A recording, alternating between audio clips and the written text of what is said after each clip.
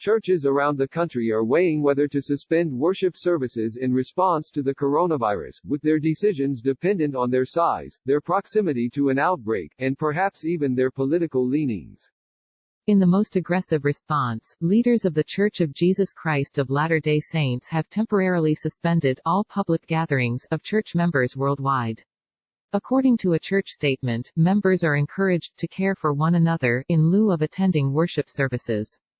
Roman Catholic and Episcopal leaders are generally leaving the decision of whether to suspend worship services to local diocesan authorities.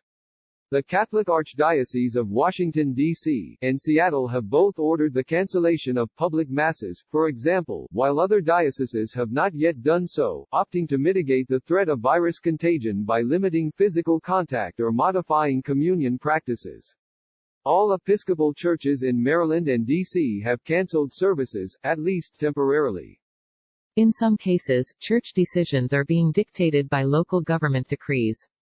After Utah Gov. Gary Herbert asked for an end to all public gatherings of more than 100 people, church leaders across the state agreed to suspend worship services temporarily. In response to a similar request from Kentucky Gov. Andy Beshear, many churches in that state also announced a suspension of services, though some church leaders are resisting the governor's call. Aaron Harvey, senior pastor of Highview Baptist Church in Louisville, told The Washington Post that he has no plans to cancel services at his church, which has 7,000 members in 3 campuses. If we shut down services, it would add to fear, Harvey said. He told the Post he would like to tell the governor that he is treading into an area where you don't actually have direct responsibility or authority. Some church leaders close to the Trump administration have been especially resistant to any pressure to suspend worship services.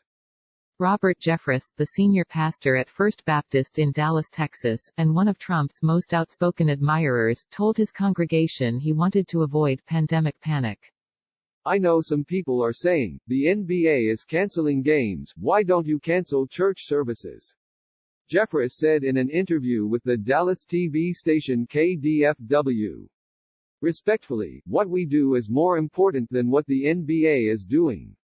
That's entertainment, and that's optional. Worship is essential. Jeffress, however, may be forced to adjust his church's worship plans after Dallas County on Thursday evening issued a public health emergency, ordering a ban on public gatherings of more than 500 people.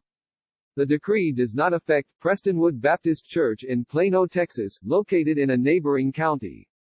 Though Prestonwood is one of the largest churches in America, with 45,000 members spread across 3 campuses, senior pastor Jack Graham, another fervent Trump admirer, initially refused to suspend mass worship services. We're not going to shut down with the current information that we have, Graham told his congregation. On Friday, however, Graham and his associates changed their mind. After much discussion and prayer and given how quickly the coronavirus pandemic is evolving in our communities, Graham announced, we have made the difficult decision not to meet in person for services this weekend. In the Seattle area, home to the most serious coronavirus outbreak, church leaders have willingly agreed to suspend worship services.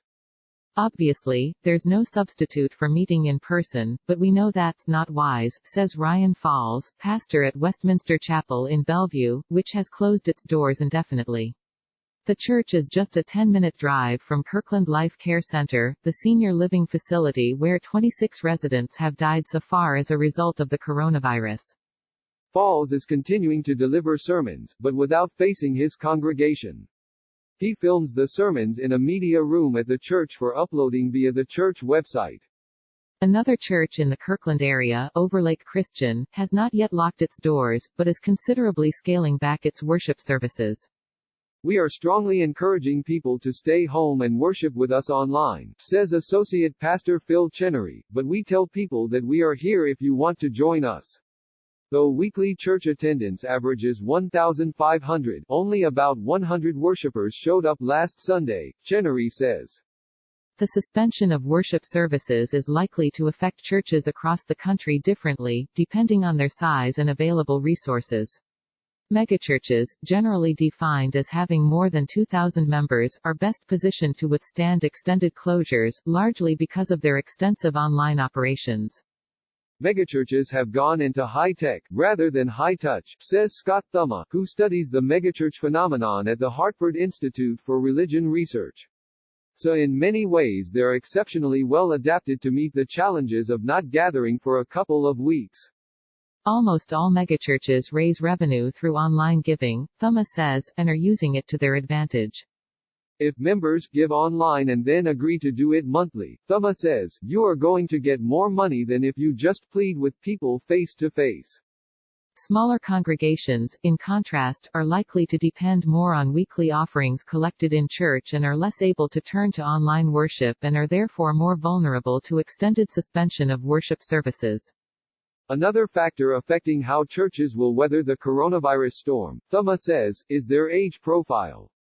Megachurch congregations tend to be significantly younger, and thus less likely to be in that high-risk category than smaller, more traditional mainline congregations, Thuma says. In U.S. Episcopal churches, Thuma notes, almost half the membership is age 65 and older, making them especially vulnerable to the coronavirus outbreak.